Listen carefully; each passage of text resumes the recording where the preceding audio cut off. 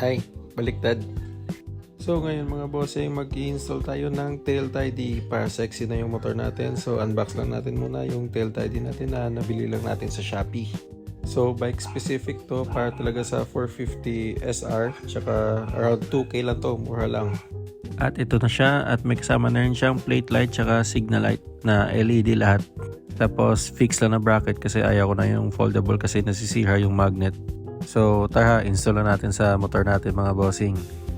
So step 1, tanggalin muna natin yung seat natin tsaka yung seat cowl. Mayroon dalawang Allen screw dito. At pagkatanggal mo ng pillion seat, mayroon pang extra screws dyan na kailangan natin tanggalin. So yung tools na kailangan natin is Allen lang tsaka yung Phillips screw. Tulad nito, Phillips lang dito, tsaka dun sa kabila, tsaka dun dito sa likod. So 6 na Phillips screw yan. Tapos yung iba naman is yung Allen dyan sa gitna, dito sa gilid, at doon pa dito sa likod, tsaka doon din sa kabilang side. Nasaan na yun? Ito, yan, Allen lang yan. Napakabilis lang tagalin ng fairings dito sa likod mga bossing, unlike sa fairings niya sa side covers is medyo mahirap. Tsaka after matanggal, pull mo lang, tatanggal yan. And after nyo matanggal yung fairing sa likod, tagalin nyo lang dito yung parang pull tab na removable na zip tie. Lalabas na yung mga socket ng signal light niya.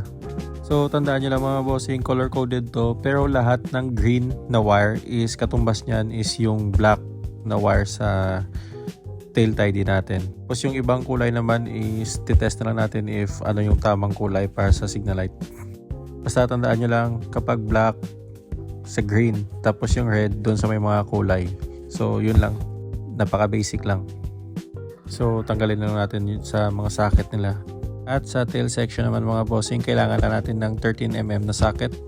Bali 3 bolt yan. So tanggalin lang natin. Tsaka gagamitin natin to para sa bracket ng tail tidy natin.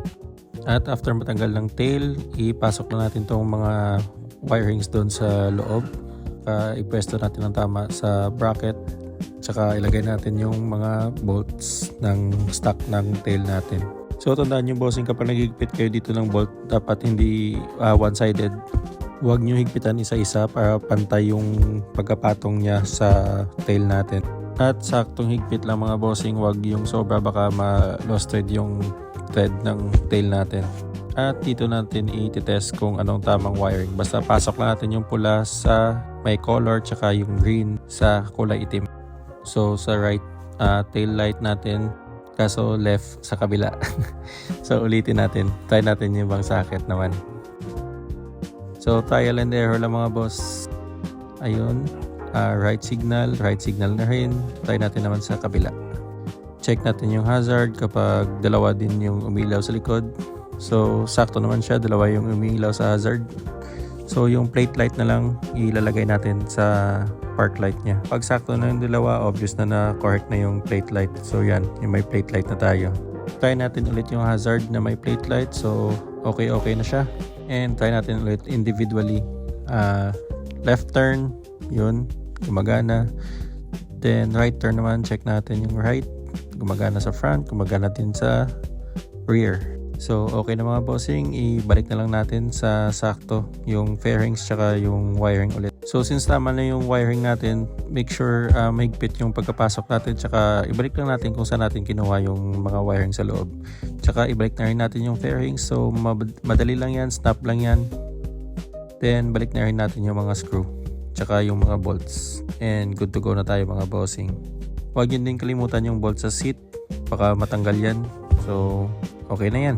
So ito na yung kinalabasan ng mga bossing, 'di ba? Sexy na ng likod. Wala nang sagabal sa likod. Tsaka yan, maliwanag din. LED na eh. So yun lang mga bossing sa installation ng tail tidy natin. Wala pa rin tayong plaka. So yun lang.